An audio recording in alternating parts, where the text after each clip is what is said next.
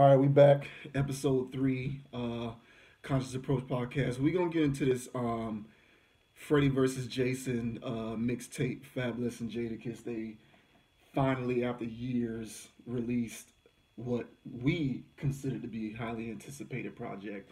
And for me, when I listened to it, the intro was great. It started out great.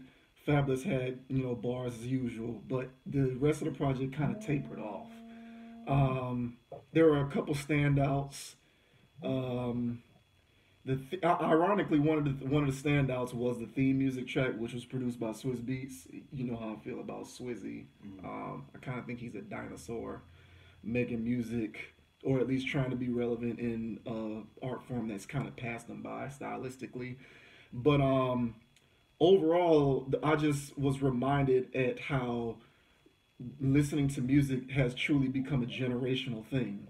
And so I feel like the album is stuck in time. The bars are great. Both of these guys can still rap really well. Just going back to when I was growing up as a fan of music, those two were two of the guys that I really listened to the most.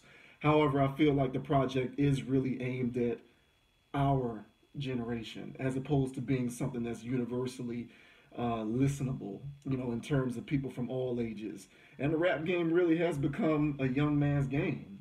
And, it seems to me like in terms of concepts, they tackle some of the usual suspects that you would expect, like, you know, violence and, the police brutalities and all of that kind of stuff. They even name drop Kaepernick a couple times in there. But while the bars are good, I just feel like the music is stuck in time, and that's okay. I feel like they would intend for it to be that way. They don't care whether younger people like it or not, but you should be prepared going in that this is going to be something that if you have adjusted the way you like to listen to music, as I have, it's probably not going to stick around for you for a long time. So, like for me, as music has transitioned from bars to swag, bars are kind of taking a back seat to like just basically swag. Yeah. Rap is like swag style now. So I have had to adjust my preferences sonically accordingly. And so, just from a beat standpoint, the album didn't really resonate with me because of that. And I have gotten to a point where I can't really listen to an entire project if the beats don't resonate with me.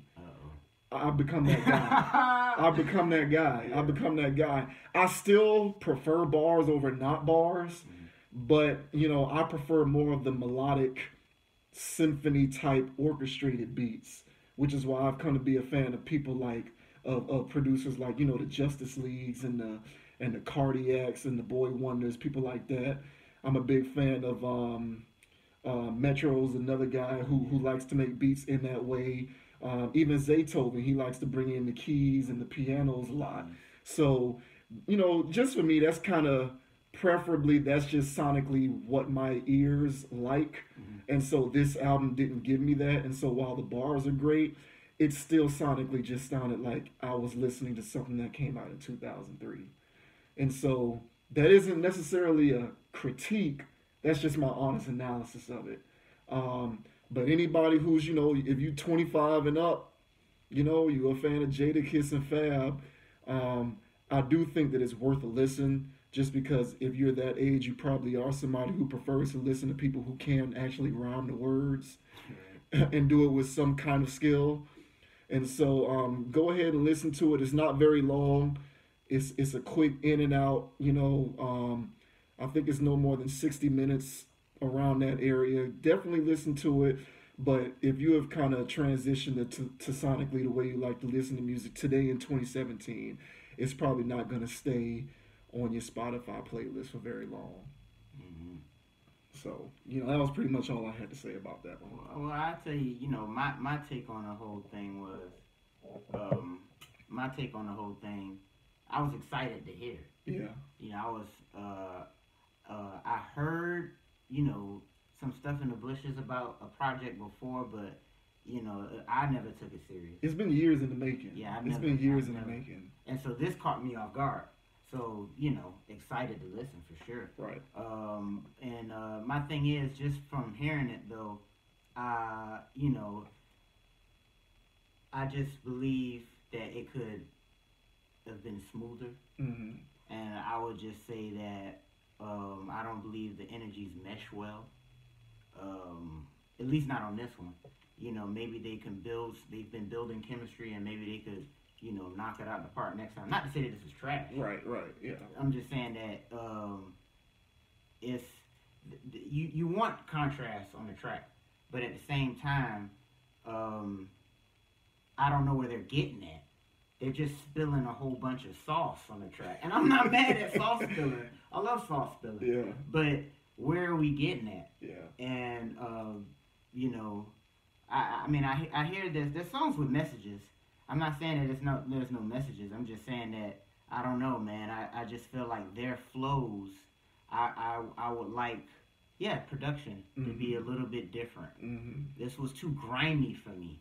I feel like that's what I'm saying. Yeah. And I didn't expect grimy from this. Yeah. I expected some finesse. Right. They was just gonna knock us out the park with the slickest of bars. Mm-hmm. And not to say that their bars weren't on point. I mean, there's fucking Jada and Fab. Yeah. Yeah, the bars are there. They're there. Yeah. But it's like dealing with LeBron again. The stats are gonna be there. The numbers are there. The numbers are gonna be there. So I'll throw that out the window. You want? Is there gonna be a Fab track where there are no bars? Is there gonna be a Jada verse where he didn't kill it? So at this point, the standards are raised. Mm-hmm. And so I'm not saying that I'm saying that I was expecting something else. Yeah. You know what I'm saying? I was expecting, like, you know, not some Watch the Throne stuff, but still some, you know, damn near close. Yeah, a little more stylistic. You're right. Yeah, I see what you're saying. Yeah, but overall, you know, I'm still happy they did it for the culture and all of that stuff. And so it's gonna be a tape that's gonna be around. You know what I'm saying? Trust and believe. This will be on a lot. I think it's gonna be on a lot. Well, like you said, it's gonna be on the people who have that ear for that brand of hip hop. Mm-hmm. And but that's gonna be on people's playlists. Yeah. Because that crossover, I'm pretty sure those people are going haywire over there. They loving every damn second of it. Mm-hmm. You know what I'm saying? But you know, as a fan of both of them, you know, I just thought it was gonna be something different. Yeah, no, for sure. Well, you know, they say that timing is everything, and I feel like it came out too late. I feel like they took a little too long. Mm-hmm. I think that I think that this might have been a rush deal, where the reason why this is the final product is because they both was like, all right, bro, we've been sitting on this too long. Let's just get it. Let's just get in the studio and let's just get it out there. I think that if they had done this, you know, years ago, when originally we already knew that this was coming out years ago, it might have had a different result, is all I'm saying.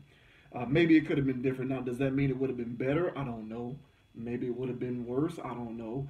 But I think that a lot of times when I just find, and this is not just with music, but this is also with movies and any other kind of creative thing, but when you sit on something well past you've originally conceived it, the final product tends to not be as good as it could have been.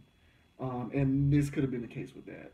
Well, I mean, and I could see that, but I've noticed, though, there's been a lot of, I guess we would like to call them old heads. Again, these terminologies, I'm not too fond of myself. Yeah. You know what I'm saying? Because this stratification in ages is what's causing a lot of dissonance within the community. Mm-hmm. And so a Fabolous and a Jadakiss, they could both drop a joint project, and not to say you per se, but you know, a 20-year-old, you know, maybe go like, hey man, get y'all old heads, y'all get out of the way. This is for the young people out here.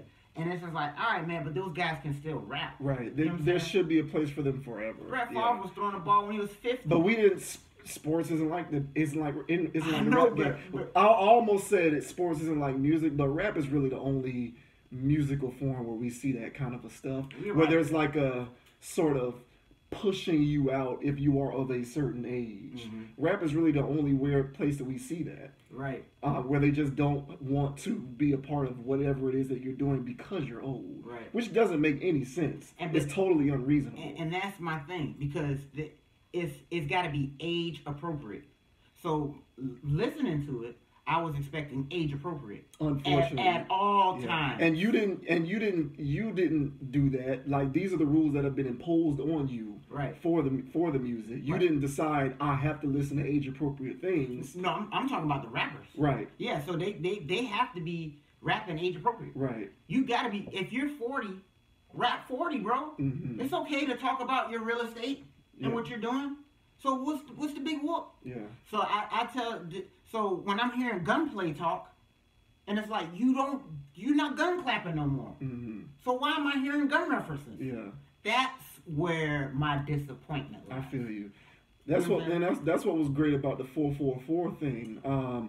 Because Jay was talking about credit and investing and all that kind of stuff. Right.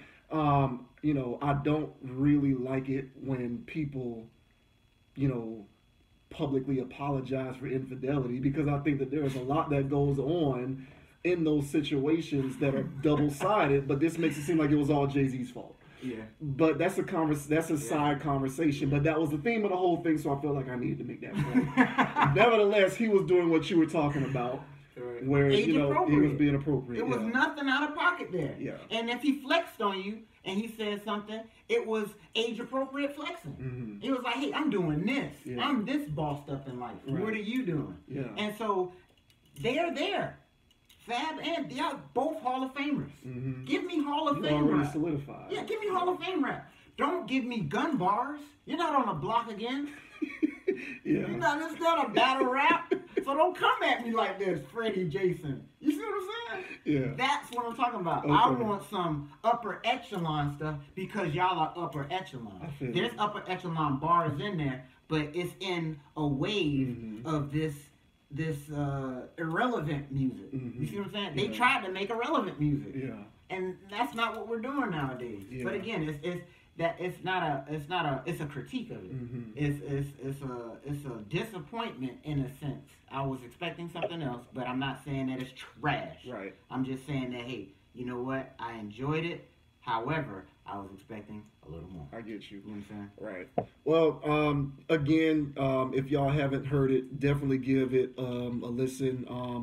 The bars are there, sonically for me, not so much, but if you're a fan of the rapping, then go ahead and give it a listen, because it's something that you can listen to whether you're working out or in the car. It's cool like that. But in terms of what it was that I thought going in, I thought it could have been a little. I was expecting big things. I had big expectations, and it was just okay. So we'll leave it at that, and we'll talk to you next time. We out.